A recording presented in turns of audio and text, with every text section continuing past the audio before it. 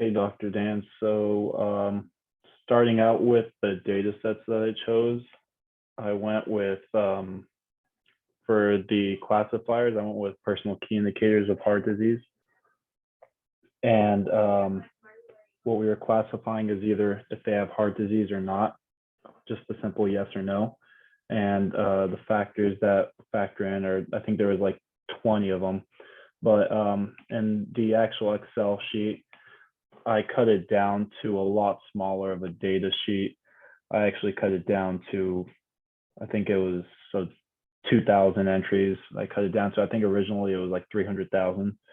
So the factors are BMI, smoking, alcohol drinking, stroke, physical, mental health, difficulty walking, amongst all these other ones. But you'll see in the code, I didn't go with all of them. So just to briefly go over the code. So for the classifier method, it was kind of just the same as what we did in class. So all the regular imports, except in this, we're loading the heart data sheet from here, just displaying basic information, numerical information. Here is where I actually chose I assigned labels to smoking, stroke, difficulty walking, sex, and age category. And these were all actually the string variables. They weren't just numerical data. So I wanted to display which ones were actually strings. Here was the label encoder. So I encoded heart disease to ones and zeros, so it was easier to manipulate that data. So that's how I would be referencing it later on. So here is just randomizing the data set. So just to start out with a random data set and then referencing that for the rest of the file. Here is the two data frame functions. So the variables I chose were BMI, physical health, mental health, and sleep time. It seemed like the more variables I chose, it was way more difficult to compute those or actually fit those functions. So, and then I created one that's bodily health, which is just the concatenation of physical health and mental health. So same thing with get targets data frame. This is the target variable, named it at risk. It was the heart disease one. So I stayed with the 0.8 training and just 0.2 validation data, just because that seemed to work best for my data. And I lowered the number of folds to 3 because otherwise it was just taking forever. The same instantiation of all of these variables. So training, targets, and validation. So here, as you can see, we actually use the 2,000 total examples, and this is just for sanity check to see actual information being displayed. Here, creating scalar instances of the training variables. So creating that is to standardize features by removing the mean and scaling to unit variance. And then I just displayed graphs for both of those. So as we get here, you can see I chose logistic regression, support vector classifier, linear support classification model, K from nearest neighbor, Gaussian naive Bayes, and SGD classifier. So I kind of just referenced this graph. I started out with linear SVC just because it was the first one. And I had less than 100K samples, so I chose that. Next, I had text data, so I wanted to see how naive Bayes was going to perform on that. And then, well, a majority of the data on my data sheet was actually not text data. So obviously I implemented K-neighbors classifier. And then the ones that we all obviously already had, the SVC, and they implemented through class. And then I also implemented SGD classifier because I had this implemented when I had more than 100K, and it was running on that, but the other ones weren't. So I just kept that once I made the data sheet smaller.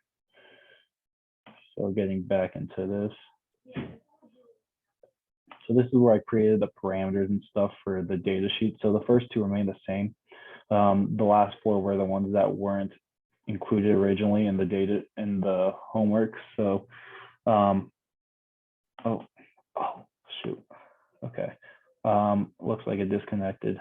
So the nearest neighbors model, I chose 5 nearest neighbors, and I kept the weight uniform and the algorithm automatic just because the data that was being presented for the independent variables didn't seem to have any more weight than any of the other variables.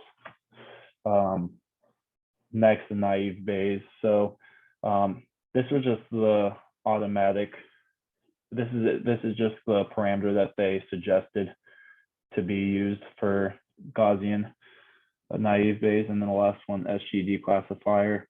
So I chose the max iterations a little bit higher than usual because when I had it lower, it was just not working whatsoever.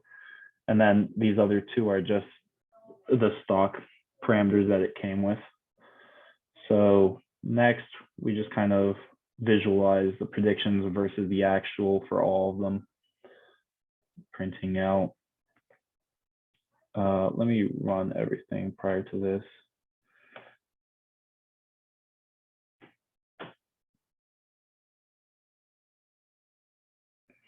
Okay. Yeah, so this actually goes and shows the accuracy of each prediction. And as you can see, I have the logistic regression, support vector classifier, linear support classification, K nearest model, Gaussian, and then SGD classifier. So it was the same methodology that we went through in class, where it just went through a for loop of all the model names and printed out the statistics for each of them. And this is just using that the Python file that was given in the earlier lesson to display the information in another visual format. And then finally, I imported a classification report file that demonstrated the precision, recall, F1 score, and support of each model, which demonstrated accuracy, macro average, and weighted average. So based on what I saw, we saw that logistic regression actually performed the best. I believe that was because we were operating on a binary values, basically because it's either just yes or no, so it's just ones and zeros. And what I gathered from research, that's what logistic regression performed best in when it was just doing searches or classifications. And K's nearest neighbor performed almost just as well, just 1% worse. So I think that I was messing with the amount of neighbors, and it looked like whenever I would adjust it to go higher or lower, the accuracy would go lower. So I think 5 neighbors is actually pretty well. Naive Bayes was next up. So naive Bayes performed relatively well. It was basically the middle of the pack. I think that performed well, but it could have performed better. I don't think that the data necessarily follow the Gaussian distribution. So next, the stochastic gradient. It was really similar, at least on the math side, to the linear and the support vector classifier. And as you can see, they were all similar numbers, but 5 and 6 were both the linear and support vector classifiers. They tied, and I don't think either of them were optimized for the structure of the data that was presented in this data sheet. And then final thoughts on this one, the amount of categories were like 17 for the amount of columns that I could have referenced, but I ended up just doing like 5 of them. So I think that I could have increased accuracy given more input information. Yeah, and then moving on to regression. So for regression, I chose the ridge regression.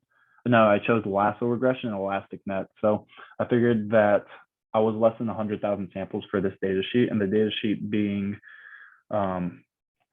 life expectancy. So this So basically, the variable that I was trying to predict was the right here at the end, life expectancy given all this previous data. So going into the regression code. So similar, so I used the lasso for the first method. I used lasso, and right here I defined a mate function, the mean absolute percentage error function, which was used to demonstrate accuracy later on compared to the other method or to the other model. And then I actually had to use these encoders to convert the array, the string variables to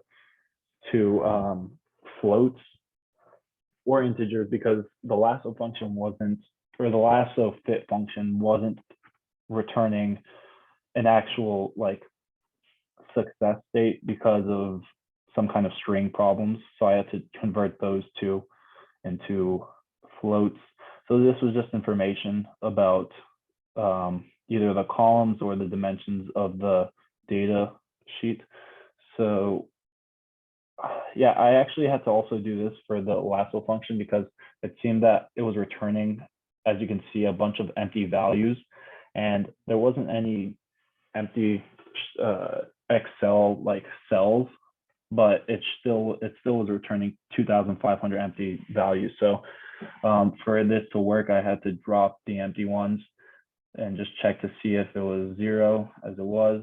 This checked how many unique values were in each one, just to get a feel for which ones had the most unique, were returning the most unique numbers for each method. And then I chose like 4 variables just to check the relationship between them and the target variable that we were actually looking for. So this bottom one is what we're looking at. So life expectancy versus adult mortality, infant deaths, percentage expenditure, and count. And I noticed that at least for percentage expenditure, the life expectancy shoots way up as the amount of expenditure is raising. So here I assigned the last, these are all the independent variables. So this just notates everything up until the last column. And then this one shows the last column is the target variable. And then this splits arrays into random trains and tests the subsets. And then this returns the split arrays or matrices into random trains and test subsets. So this was used to basically populate variables with this train test split method. And then we would use those variables in the actual fitting of the model. So I just checked dimensions here. So here I ran it, this is where I ran into problems translating strings to floats and with empty values. I had to increase the max iterations because when I had it to 1,000, it seemed like it wasn't actually working. So next, predictions made. So this is where the actual prediction is set. And then the prediction returns an array of a bunch of values that would be expected for life expectancy. And as you can see for the histograms that are mapped on top of each other, the lasso prediction ones are of similar shape to the actual values, and they're just reduced down because there's less quantity that are returned. And then this just returns some of the information about slope, the intercept, the mean squared error, the MAPE, MSE square root, and then R squared. So going on to ElasticNet, same process. I went ahead and used the data sheet to instantiate ElasticNet type. So, and then I fit eNet with the train and Y train that we got from that method that we called above. And then we predicted and got these values. Mapping these values on top of the actual data produces a similar result where the shape is the same. And then we also have information pertinent to that. So Um, I chose the parameters based on what was actually working for the function. I think that the accuracy was increasing as I was increasing the maximum iterations. So based on the slope, intercept, mean square, MAPE, and all that, it seemed that elastic was actually performing better. And that actually shows a little bit in the histogram visually, but it had a higher R squared, had lower mean square error, and it had lower MAPE as well, which pointed to everything towards this actually being the better method or the better model used for this application. So yeah, I think both of them actually performed pretty well on the data set. There was plenty of variables for them to gather data on and then predict what the actual life expectancy was. This had a lot more variables in the previous classification model. But if I were to redo it, I think I would also use a ridge regression model as well, just because I think that because of the amount of data that was actually offered in this data set, I think it would have been better optimized for the ridge regression data, for the ridge regression model. And then that's pretty much it.